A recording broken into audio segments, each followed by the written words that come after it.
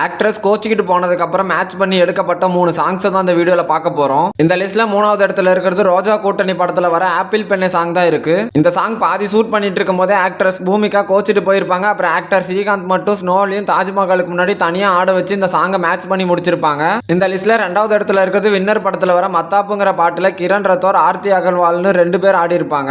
ஆர்த்தி அகர்வால் கேமியாவை தான் ஆடி இருப்பாங்க. ஆனா இந்த படத்துல ஹீரோயினா ஃபர்ஸ்ட் கமிட் ஆனதே ஆர்த்தி அகர்வால் தான். அவங்க இந்த படத்துல இருந்து வெளியானதுக்கு அப்புறம் கிரண் ரத்தோட வச்சு எடுத்திருப்பாங்க. மத்தாப்பு சேலக்காரின்னு ஒரு சாங் வரும். கிரணை வச்சு தனியா ஷூட் பண்ணி ஃபைனலா ஃபர்ஸ்ட் பிளேஸ்ல இருக்கிறது நினைத்தேன் வந்தாய் படத்துல வர வண்ண நிலவேங்கிற பாட்டு தான் இருக்கு.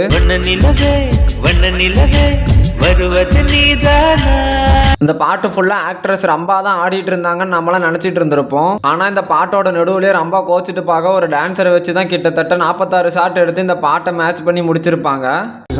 ரம்பா ஷாட் எடுக்கல, நம்மள மதிக்கல, அவங்கள கூப்பிட்டு மறுபடியும் எப்படி டைரக்ட் பண்றது? அதுல இருக்கிற ரம்பாவோட 46 ஷாட்